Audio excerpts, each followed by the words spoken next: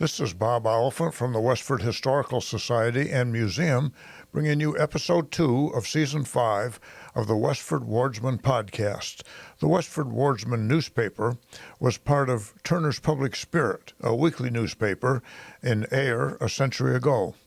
In this episode, we'll be reading the Wardsman for the week ending Saturday, January 13th, 1912, and I'll elaborate on what was happening in Westford that week. The week starts with the center section, Westford Center.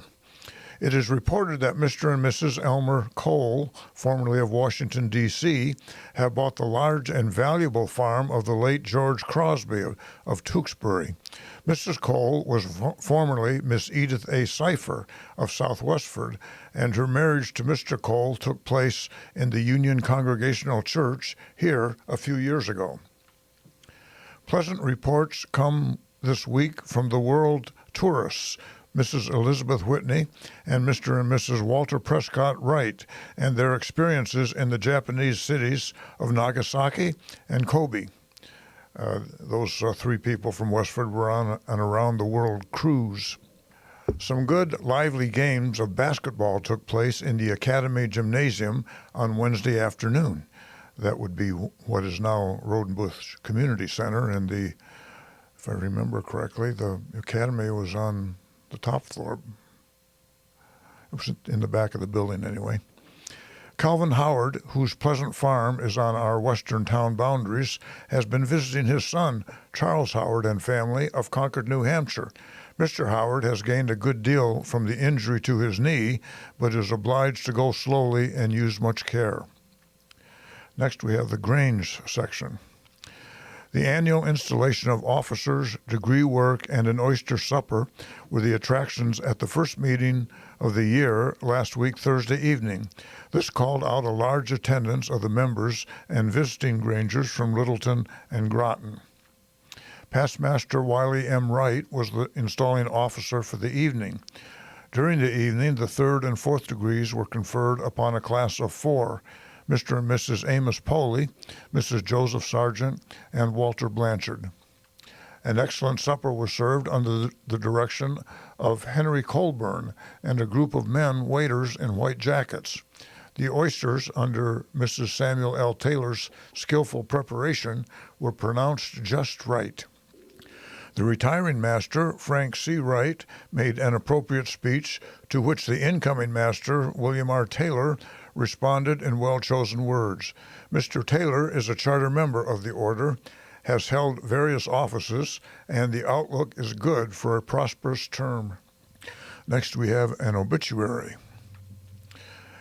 It was a sad announcement that circulated about the village in the early afternoon last week, Friday, that Mrs. John B. Fletcher had been in failing health for a year past and about 6 weeks ago was taken seriously sick with angina pectoris, and doctor, nurses, and friends had done all possible to alleviate conditions.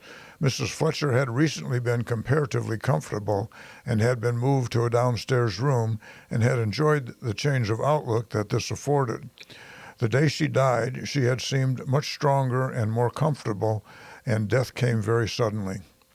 Elisa Melissa Chandler was born in Westford and lived here all her life. She was one of a large family. The Chandler homestead, which is the house is still at 18 Tingsboro Road. The homestead is situated in the north part of Westford, bordering on Flushing Pond, or frequently called Chandler's Pond. Brought up in one of the typical New England families of those days, the inculcated virtues of capability and energy, thrift, and upright living characterizes all her life. In 1869, she was married to John B. Fletcher, at that time postmaster and village storekeeper. He ran the store that's now the insurance agency on Lincoln Street in the center, right across from the Common. Mrs. Fletcher met all life's conditions with a gentle but well-poised personality of a strong, upright character. She was loyal in her friendship, consistent and helpful in her church relations, and always the kind and pleasant neighbor. The funeral was held from her late home, the home over which she had so long presided with gracious efficiency, Sunday afternoon at 2:30. Reverend David Wallace, her pastor, officiated. The flowers were of great beauty and profusion. Interment was in the family lot in Fairview Cemetery. Undertaker David L. Grieg was in charge of all arrangements. The next section reports another death. A sad happening of the week has been the death of Miss Lucy Tolles Lambert under especially sorrowful circumstances. Miss Lambert lived with her uncle, Henry O. Keyes, at the Keyes homestead in the north part of the town, acting as his housekeeper. A great uncle, Freeman Keyes, a very aged man, also lived in the house. During the night last week Friday, the girl gave birth to a baby boy named James Lambert, who was born on January 6, 1912. Early in the morning, Saturday, Dr. Warren Sherman of Graniteville was hastily summoned by Edward Keyes, another uncle of the girl, and brother of Henry Keyes. Dr. Sherman, upon his arrival, found the girl unable to speak, but she pointed to a box which apparently contained strychnia pills. After a little, she was able to tell of taking what there were in the box. In spite of the use of the proper antidotes administered by Dr. Sherman, with convulsions, she lapsed into unconsciousness and soon died. The circumstances were such that medical examiner Dr. Frank Buckley of the Ayer District was summoned, who turned the case over to District Attorney Higgins of Middlesex County, and he has detailed 2 officers who have visited the Keyes home with Constable Boynton of Westford, and a search of the girl's effects were made to see if anything could be learned possibly bearing upon the identity of the father of the child, as it may become a public charge. It has since been found that the strychnine was bought in the shape of 1/16th grain pellets of Fry and Crawford, druggists of Lowell, last spring on a prescription given by Dr. S. Lees Joslin, Dr. Sherman's predecessor in Graniteville. This prescription had previously been filled in Northfield, where Miss Lambert was at that time. An autopsy having been held and the stomach having been sent away for chemical analysis, permission was given for the burial of the body, and the funeral services were held at the Keyes home Tuesday afternoon, Reverend Lewis H. Havermale of the Methodist Church at Graniteville being the officiating clergyman. Interment was in the Keyes family lot in Fairview Cemetery. Miss Lambert's age was given as 22 years. The next section is called A Trying Combination. The combination snow and rainstorm of Tuesday proved the first real troublemaker of the season for the branch line electrics. Nothing like scheduled trips were accomplished until late in the afternoon. The fall of snow, followed by rain settling through onto the cold rails, and the weather turning cold, formed an obstinate coating of ice that was hard to contend with. The crew, assisted by some volunteer work from citizens, put in some hard work clearing the rails. Also, Frank Miller, road superintendent, went over the route with the 3-horse plow, with the result of getting the line open by noon. All would have gone well if, on the second trip through, the car, probably owing to ice, had not left the rails about 1/3 of a mile from the Brookside end. The crew secured some jack screws, and with the volunteer help of one of the citizens who had been helping clear the tracks, worked hard to get the car back onto the tracks, after which the last 3 trips of the day were accomplished. The next section is called Annual Meeting. The annual meeting of the Union Congregational Church took place on Monday of this week.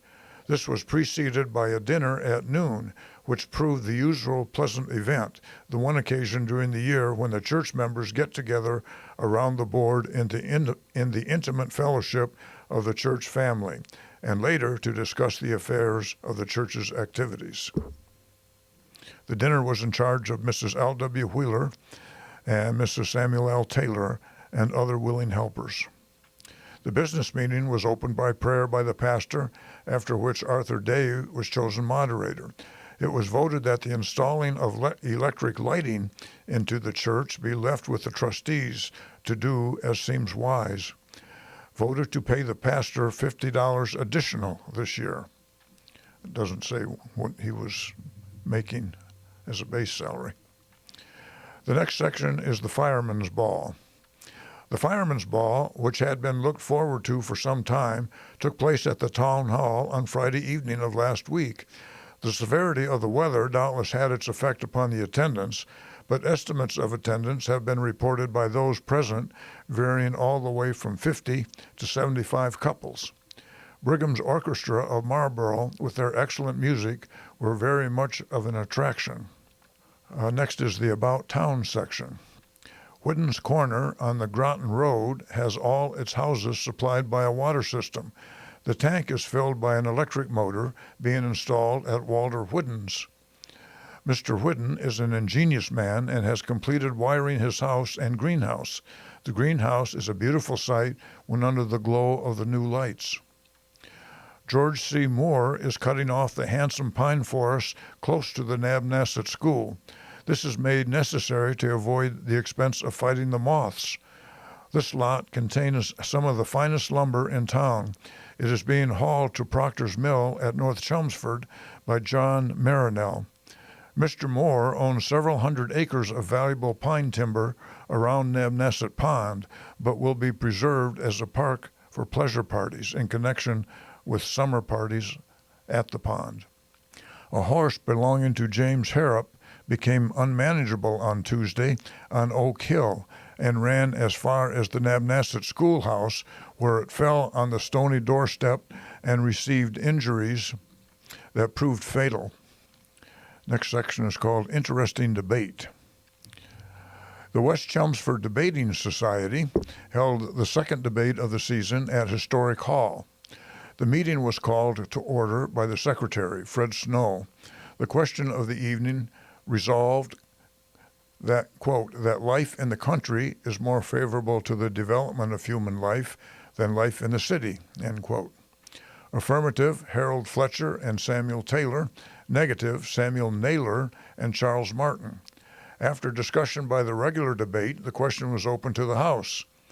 Among those who debated from the floor were Captain John Monahan, Fred Snow, George Drewer.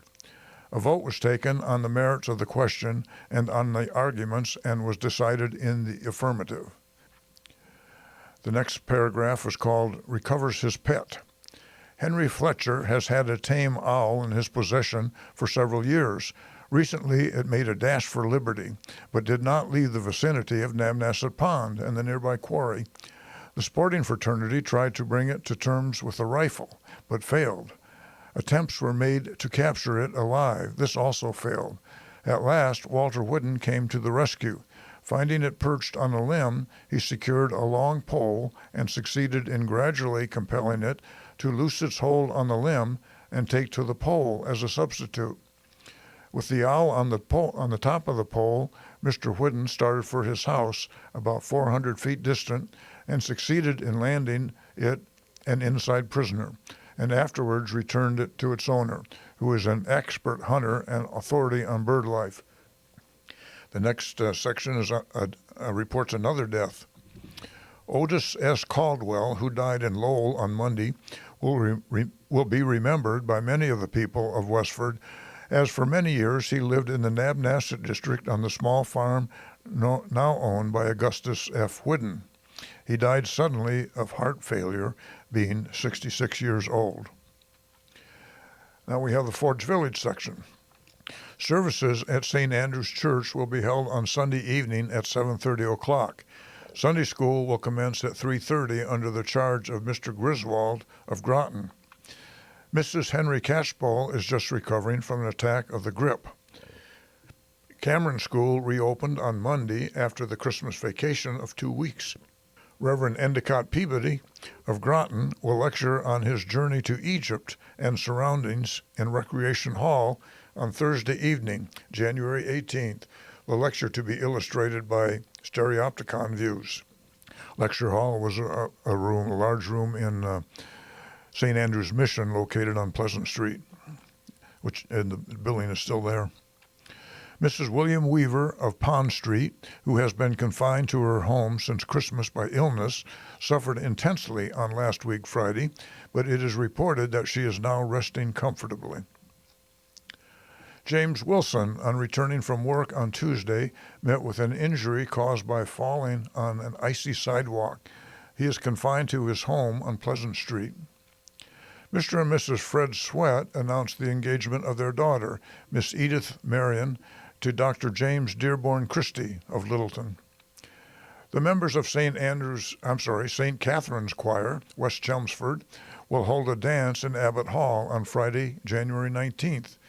The Unique Mandolin Club, unique is spelled U-N-E-E-K, the Unique Mandolin Club will furnish music for dancing at the conclusion of the concert, and a most enjoyable evening is promised of all who attend. The next paragraph is called Polander Disappears. The police of Lowell and several cities are on the watch for a Polander. By that they mean an immigrant from Poland, named Tigmunt Wolzenix, who left here on Monday night with $20, together with a gold watch belonging to Miss Margaret Aylskan, a Polish girl, and to whom he was to have been married last Saturday. The man was last seen in Ayr, and he is said to have friends in Worcester. It is of the opinion of many that he was journeying to that city. Officer John Sullivan, being notified, immediately sent word to the police at Worcester and Fitchburg. The young man, as well as Miss Aylskan, boarded at the home of Mr. and Mrs. Mike Maddox of Pleasant Street. Any information in regard to the case will be appreciated by Officer Sullivan of this village. The next paragraph is titled New Club Formed. Mrs. Warren Sturgis of Groton visited at St. Andrew's Mission on Monday evening, where she met the young ladies of the parish for the purpose of establishing a dramatic club. The meeting was opened by Reverend Arthur Bumpus, who, after making a few remarks, was followed by Mrs. Sturgis, who explained the advantage of social meetings and gatherings and the pleasure it would give her to make monthly visits to the club. When the club is formed and underway, rehearsals will begin for entertainments. Mrs. Sturgis kindly offered to coach the members and help them in every way she could. After the meeting, Mrs. Sturgis entertained those present with readings which were thoroughly enjoyed. Now we come to the Graniteville section. The Ladies' Aid Society of the Methodist Episcopal Church met with Mrs. George Gilson on last Thursday afternoon and perfected arrangements for a sale and entertainment to be held in the Methodist Church vestry next week. Good old New England winter weather has prevailed here this week, and the pickers of violets and dandelion blossoms have suspended operations until spring.